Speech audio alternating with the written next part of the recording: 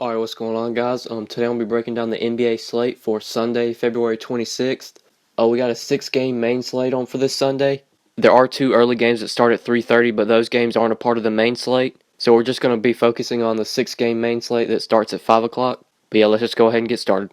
Alright, starting off at point guard, your most expensive point guard on this slate is Russell Westbrook.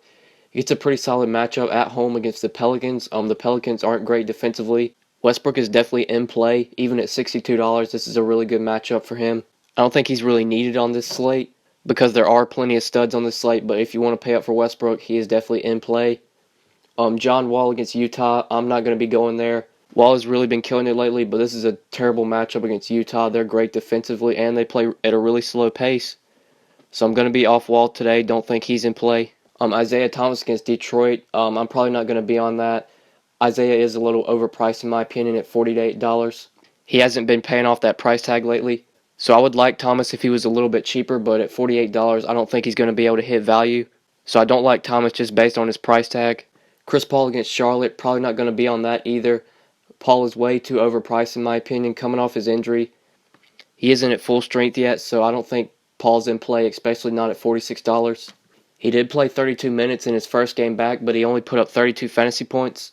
That game was against San Antonio, and this matchup is obviously a lot better against Charlotte. But even at $46, Paul has to get you at least 45 to 50 fantasy points to pay off that price tag. And I don't think he's going to be able to do that. So based off that reason, I'm not going to be on Paul today. Damian Lillard against Toronto, I like that matchup.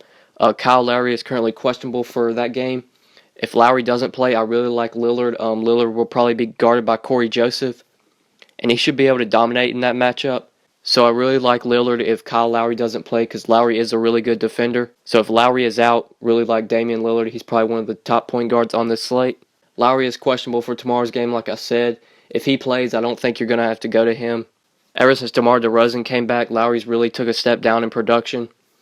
And especially at $40, I don't think he's going to be in play. The Raptors said that Lowry's wrist injury isn't a one-day thing, so I don't know if Lowry's going to play in this game. I don't think he would, but if he does, I still don't think he's in play. Kemba against the Clippers, probably not going to go there either.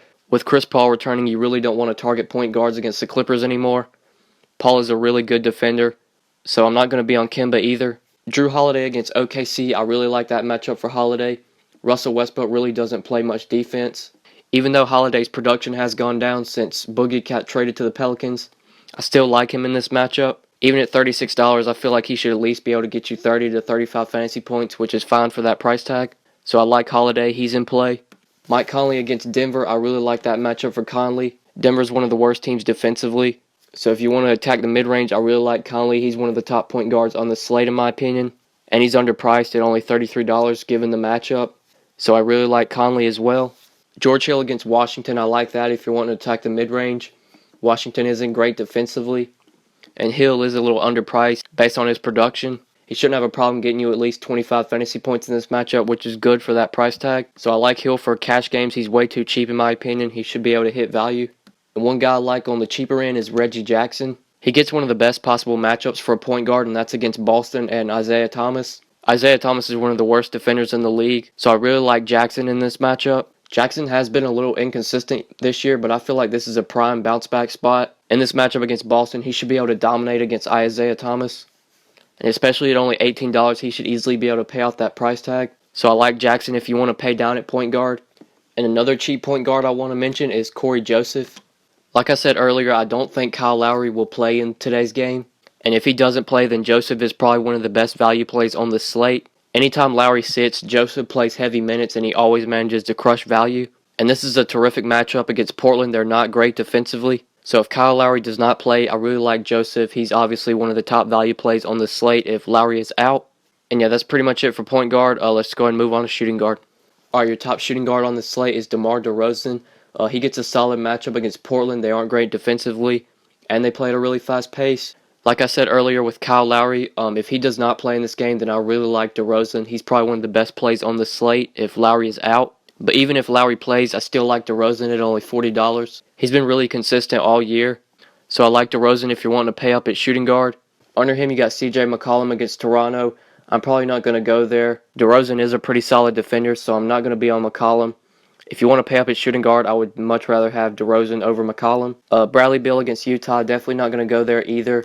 Beal really has been killing it lately, but this is a terrible matchup against Utah. They play at a really slow pace, and they play good defense. And at $32, I don't think Beal's going to be in play. Nicholas Batum against the Clippers, I really like that matchup for Batum. The Clippers aren't great defensively against a shooting guard, and Batum is relatively cheap at only $31, so if you want to pay up at shooting guard, I don't have a problem with Batum. He's definitely in play. He should be able to hit value with that cheap price tag. Will Barton against Memphis, probably not going to go there. Memphis does play great defense, and Barton is really expensive at $26, so I'm not going to be on him. KCP against Boston, I really like that matchup if you're wanting to pay down at shooting guard. KCP's actually been really consistent lately, so you could look towards him. At only $19, he should easily be able to pay off that price tag, so I like KCP if you want to pay down at shooting guard. Another guy I like if you want to pay down is Gary Harris. This isn't a great matchup against Memphis, but Harris has really been killing it lately, and he's really cheap at only $17. If you look in his last 5 games, he's put up 24, 20, 33, 32, and 32 fantasy points. So he's managed to crush value in 3 straight games. He's also been playing pretty heavy minutes. So if you want to pay down at shooting guard, I really like Gary Harris as well. I like Harris solely based on his price tag. At only $17, he should easily be able to pay that off. Even with a bad matchup, he should be able to get you at least 20 to 25 fantasy points, which is good for that price tag. That's pretty much it for shooting guard. Let's go ahead and move on to small forward. All right, your top small forward on the slate is Gordon Hayward. He gets a terrific matchup against Washington. They're terrible defensively against a small forward. I really like Hayward if you're wanting to pay up. He's the top small forward on the slate, in my opinion. At only $35, he should be able to hit value in this matchup. He shouldn't have a problem getting you at least 30 fantasy points. Wilson Chandler against Memphis, I'm probably not going to go there. I don't really like targeting guys against Memphis just because they play great defense and they play at a slow pace. So I'm not going to be on Chandler. And under him, you got Otto Porter against Utah. I'm not going to be on that either. Utah plays great defense and they play at a really slow pace, so I don't like Porter in this matchup. Under him, you got Danilo Gallinari against Memphis. I don't like that matchup, but Gallo is really cheap at only $25. Even in the bad matchup, I still think he can get you at least 25 fantasy points, which is good for that price tag. So I like Gallo just based on how cheap he is. This isn't a great matchup, but that price tag is really intriguing, so Gallo's in play. Jay Crowder against Detroit. I like Crowder for cash games just because he always manages to hit value. And this is a pretty good matchup against the Pistons. They aren't great defensively against a small forward. So if you want to attack the mid-range, I really like Crowder. Tobias Harris against Boston. I like Harris for tournaments because he does have really good upside, but he has been really inconsistent lately. So I wouldn't use Harris in cash games, but for tournaments, he does have 30 to 40 point upside. The guy I like for cash games would be Marcus Morris. He's just been way more consistent this year than Harris has. In his last 5 games, he's put up 23, 21, 37, 24, and 28 fantasy points. And he plays heavy minutes every night. So if you want to attack the mid-range for small forward, I really like Marcus Morris. He's just been really consistent this year. And he shouldn't have a problem paying off that cheap $20 price tag. So in this price range, I really like Morris for cash games, and I like Tobias for tournaments. And one guy on the cheap end I want to mention is Andre Roberson. Victor Oladipo has already been ruled out for this game, so Roberson's going to have to step up on offense. Oladipo missed Friday's game against the Lakers, and Roberson put up 32 fantasy points, and he played 29 minutes. Like I said, Oladipo has already been ruled out for this game, so I really like Roberson at the minimum price. He should have to play heavy minutes, and they're going to need him to score the ball since Oladipo's out.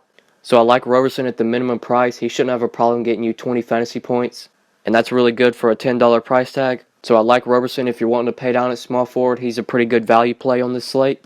That's pretty much it for small forward. Let's go and move on to power forward. Your top power forward on the slate is AD. He gets a pretty solid matchup against OKC. They're not good defensively against the power forward.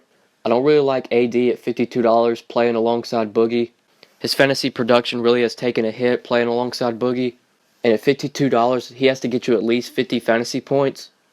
And I don't think he's going to be able to do that playing alongside DeMarcus.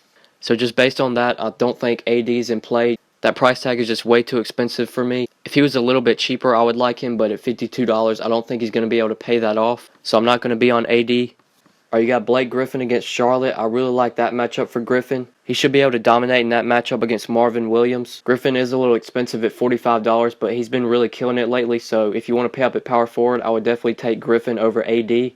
Markieff against Utah, definitely not going to go there. Utah plays great defense, and they play at a slow pace, so not going to be on Markieff. Serge Ibaka against Portland, I really like that matchup. Portland really struggles to guard the forwards, so I like Ibaka at only $27. He played heavy minutes in his debut as a Raptor, so I like Ibaka at only $27. He should play at least 30 minutes in this matchup. And Toronto is really relying on him to score the ball, so I like Ibaka. Zach Randolph against Denver, I really like that matchup for Zebo. He's really cheap at only $22. He shouldn't have a problem paying off that price tag against the Nuggets. They're terrible defensively, and they play at a really fast pace, so I like Zebo at only $22. The guy I'm going to target, though, is Frank Kaminsky.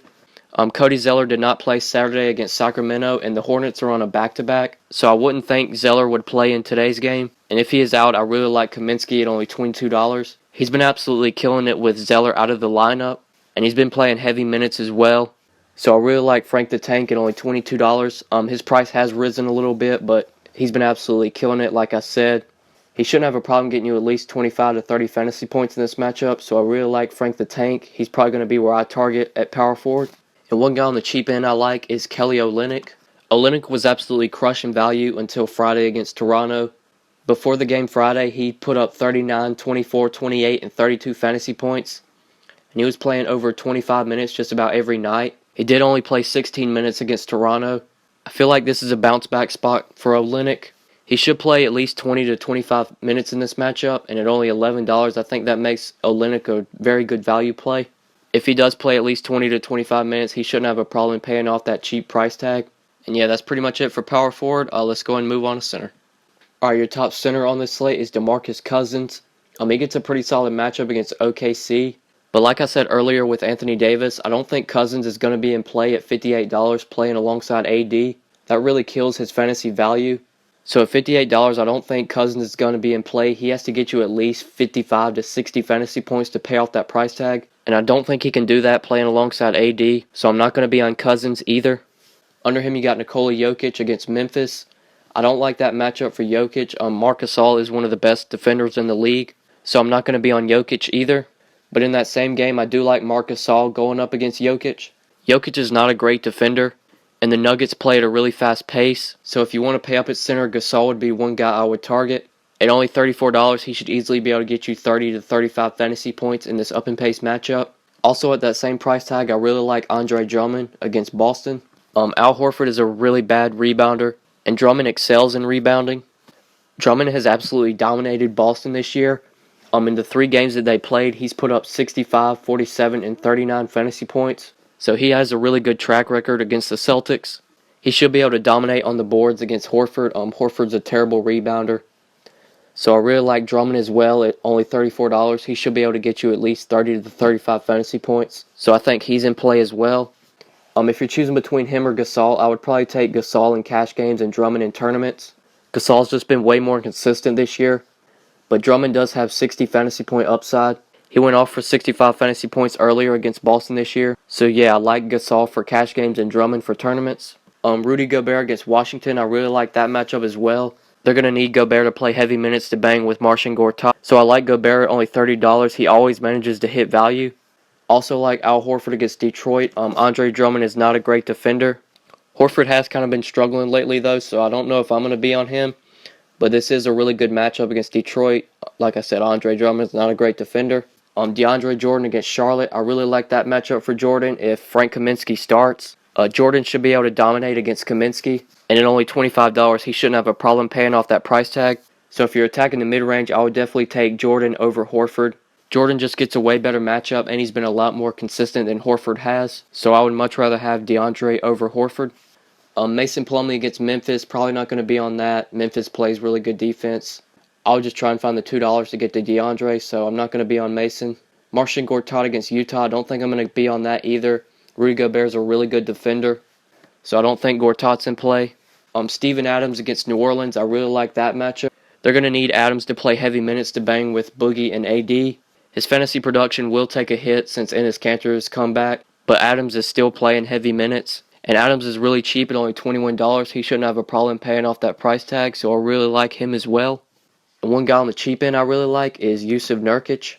Ever since Nurkic got traded to Portland, his fantasy production has seen a tremendous spike.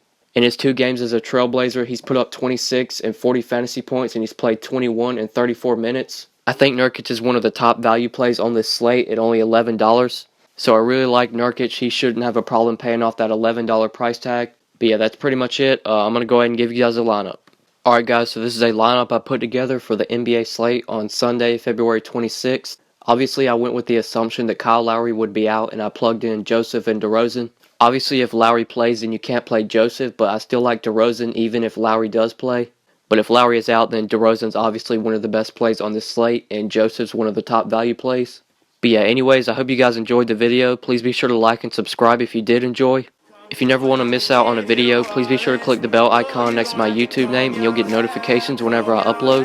But yeah, thanks for watching, guys, and we'll see you in the next one. Peace. I'ma tell you straight up, I'ma come through and I'ma ride.